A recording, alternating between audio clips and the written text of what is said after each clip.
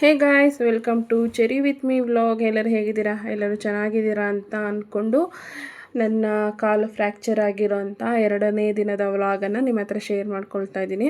So ತುಂಬಾ ದಿನಗಳಾಯಿತು ವ್ಲಾಗನ್ನೆಲ್ಲ upload ಮಾಡಿ, 1 ತಿಂಗಳೇ ಆಯಿತು ಅಂತಲೇ ಹೇಳ್ಬೋದು. ನಾವು ಆಲ್ರೆಡಿ ಬೆಂಗಳೂರಿಗೂ ಸಹ ಬಂದಿದ್ದೀವಿ. ಅದನ್ನು ಸಹ ನಾನು ವ್ಲಾಗನ್ನು ಮಾಡಿಟ್ಕೊಂಡಿದ್ದೀನಿ. ಬಟ್ ಶೇರ್ ಮಾಡೋದಕ್ಕೆ ಆಗ್ತಾಯಿಲ್ಲ. ಟೈಮು, ಮನೆ ಕೆಲಸ ಆಗಿರ್ಬೋದು, ಹಾಗೆ ಪಾಪುಗೆ ಓದ್ಕೊಡೋದು, ಇದೆಲ್ಲ ತುಂಬಾ ಕಷ್ಟ ಆಗ್ತಿದೆ. ಅದರಲ್ಲೂ ಈ ಕಾಲನ್ನ ಇಟ್ಕೊಂಡು ಅದಕ್ಕೋಸ್ಕರನೇ ಯಾವುದನ್ನು ಶೇರ್ ಮಾಡ್ಕೊಳ್ತಿಲ್ಲ. ಅಟ್ಲೀಸ್ಟ್ ಎಷ್ಟಾಗುತ್ತೋ ಅಷ್ಟನ್ನು ಶೇರ್ ಮಾಡ್ಕೊಳ್ತೀನಿ. ಸೊ ನೀವು ನೋಡ್ಬೋದು ನನ್ನ ಕಾಲನ್ನು ಎರಡಕ್ಕೂ ಎಷ್ಟೊಂದು ವ್ಯತ್ಯಾಸ ಇದೆ ಅಂತ. ಈ ಕಡೆ ಕಾಲು ತುಂಬಾ ಊತ ಇದೆ, ಹಾಗೆ ಪೇಯ್ನ್ ಕೂಡ ಪರವಾಗಿಲ್ಲ. ಸ್ವಲ್ಪ ಅಂದರೆ ಟ್ಯಾಬ್ಲೆಟ್ ಎಲ್ಲ ಕೊಟ್ಟಿದ್ರಲ್ವ, ಆ ತಕ್ಷಣಕ್ಕೆ ಸ್ವಲ್ಪ ಪೇಯ್ನೆಲ್ಲ ಕಮ್ಮಿ ಆಗಿತ್ತು. ಸೊ ನಾವು ಇದನ್ನು ಬೆಂಗಳೂರಲ್ಲಿ ಸ್ವಲ್ಪ ಏನು ಟ್ರೀಟ್ಮೆಂಟ್ ಇತ್ತು, ಬ್ಯಾಂಡೇಜ್ ಸ್ವಲ್ಪ ಅದೆಲ್ಲ ಏನೇನೋ ಅವರು ಮಾಡ್ತಿರ್ತಾರಲ್ವ, ಅದನ್ನೆಲ್ಲ ಮಾಡಿಸ್ಕೊಂಡು ನಮ್ಮೂರಿಗೆ ಹೋಗ್ತಾ ಇರೋವಂಥದ್ದು. ಎಷ್ಟಾಗುತ್ತೋ ಅಷ್ಟು ವೀಡಿಯೋ ಅಷ್ಟೇ ನಾನು ಶೇರ್ ಮಾಡ್ಕೊಂಡಿರೋದು. ಹಾಗೆ ಇಲ್ಲಿ ಹೋಗ್ತಾ ಇರೋವಂಥ ಕಾರ್ ಇದೆಯಲ್ಲ, ಈ ಕಾರನ್ನಂತೂ ನಮಗೆ ತುಂಬಾ ಸತಾಯಿಸ್ಬಿಟ್ಟ. ಸೈಡೇ ಬಿಡ್ತಾ ಇರಲಿಲ್ಲ. ಆ್ಯಕ್ಚುಲಿ ಯಾರೋ ಹುಡುಗ ಅಂದರೆ ಏಜ್ ಇರೋರೇನೋ ಅಂತ ಅಂದ್ಕೊಂಡ್ರೆ ತಾತಪ್ಪ. ವಯಸ್ಸಾಗಿದೆ.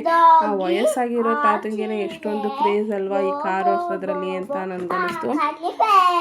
ಅದಾದಮೇಲೆ ಅಲ್ಲಿಂದ ನಾವು ಬೆಂಗಳೂರಿಂದ ಏನು ಆಗುತ್ತೋ ಅಷ್ಟು ಸ್ವಲ್ಪ ಟ್ರೀಟ್ಮೆಂಟ್ಗಳನ್ನೆಲ್ಲ ಮುಗಿಸ್ಕೊಂಡು ನಮ್ಮೂರಿಗೆ ಹೋಗ್ತಾಯಿದ್ವಿ. ಅಲ್ಲಿ ಚಂದ್ರಾಯಪಟ್ಟಣದಲ್ಲಿ ಒಂದು ಸಲ ತೋರಿಸೋಣ, ಅಲ್ಲೇನು ಹೇಳ್ತಾರೆ, ಸೆಕೆಂಡ್ ಒಪಿನಿಯನ್ ತೊಗೊಳ್ಳೋದು ಬೆಟರ್ ಅಲ್ವಾ ಅಂತ ಹೇಳಿಬಿಟ್ಟು ಅಲ್ಲಿ ತೋರ್ಸೋಕ್ಕೆ ಹೋಗಿದ್ವಿ.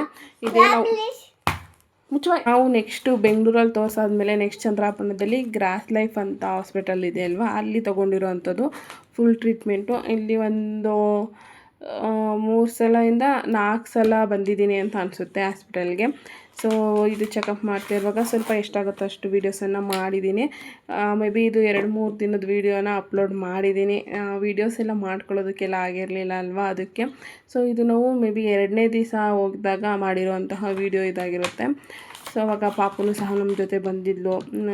ಅವಳಿಗೆ ಒಂಥರ ಅಯ್ಯೋ ನಮ್ಮಮ್ಮ ಕಾಲು ಮುರಿದೋಗೈತಲ್ಲ, ಯಾರು ಮುರಿದಾಕಿದ್ದು ಅಂತ ಹೇಳಿದರೆ, ನೀನು ಮುರಿದಿದ್ಯಾ ಅಂತ ಏನಾರು ಅಂದೆ. ಅವಳು ಹೇಳೋದು, ನಾನೇನು ಮುರಿದಿಲ್ಲ, ಅವಳೇ ನಡ್ಕೊಂಬರ್ತಿದ್ಲು, ಹಿಂಗೆ ಬಿದ್ದುಬಿಟ್ಲು, ನನ್ನನ್ನು ಬೀಳಿಸ್ಬಿಟ್ಲು ಅಂತ ಹೇಳ್ತಾಳೆ.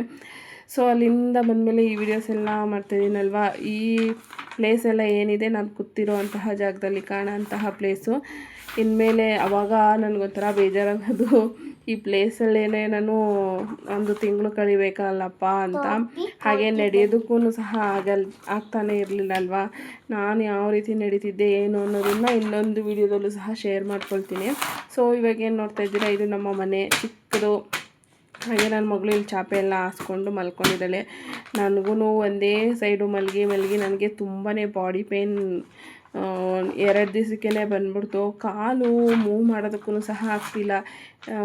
ಫಸ್ಟು ಒಂಥರ ಏನೋ ಒಂಥರ ಹಿಂಸೆ ಅಂತ ನನಗೆ ಸಖತ್ತು ಅನ್ನಿಸ್ಬಿಡ್ತು. ಅದಾದಮೇಲೆ ನೆಕ್ಸ್ಟು ನಮ್ಮ ಮನೆಯಲ್ಲಿ ಏನು ಅಂದಿರ್ಬೋದು ಏನೋ ಅನ್ನೋದು ಕ್ಯೂರಿಯಾಸಿಟಿ ಇದ್ದೇ ಇರುತ್ತಲ್ವ. ಸ್ಟಾರ್ಟಿಂಗ್ ನಮ್ಮಮ್ಮ ಬಂದಾಗ ಅವರೇನು ಅಷ್ಟಾಗೇನು ಇದು ಮಾಡಲಿಲ್ಲ. ಎಲ್ಲೋ ಏನು ಮಾಡೋಕ್ಕಾಗಲ್ಲ, ಗ್ರಾಚಾರ ಹಂಗೆ ಹಿಂಗೆ ಅಂತ ಹೇಳ್ಬಿಟ್ಟು ಸುಮ್ಮನಾದರೆ. ಕೆಲವರು ಬೈದಿದ್ದಾರೆ, ನೆಕಡಿ ಕಣ್ಣು ಬಿಡ್ಕೊಂಡು ಹೋಗ್ತಿದ್ದೆ, ಎಕಡೆ ಎದ್ದಿದೆ, ಯಾವ ಮಗ್ಲಲ್ಲಿ ಎದ್ದಿದೆ ಅಂತೆಲ್ಲ ಬೈದಿದ್ದಾರೆ. ಹಾಗೆ ನಮ್ಮ ಅಪ್ಪಾಜಿನೂ ಸಹ ಬೈದಿದ್ದಾರೆ. ಸೊ ನಮ್ಮ ಅಪ್ಪಾಜಿ ಅನ್ನೋದಕ್ಕೋಸ್ಕರನೇ ನಾನು ಕಾಯ್ತಾ ಇದ್ದೆ. ಹಾಗೂ ಇದೆಲ್ಲ ನಾನು ಮನೆಗೆ ಹೋಗಿದ್ನಲ್ವ, ಆವತ್ತಿನ ದಿನ ಮಾಡಿರೋಂತಹ ವಿಡಿಯೋ. 2-3 ದಿನದ ವೀಡಿಯೋಸ್ನೆಲ್ಲ ಮಿಕ್ಸ್ ಮಾಡಿಬಿಟ್ಟಿದ್ದೀನಿ. ಕನ್ಫ್ಯೂಸಾಗಿ ಹೋಗ್ತಿದೆ. 1 ತಿಂಗಳು ವ್ಲಾಗ್ ಎಲ್ಲ ಕನ್ಫ್ಯೂಸಾಗಿ ಹೋಗ್ತಾಯಿದೆ.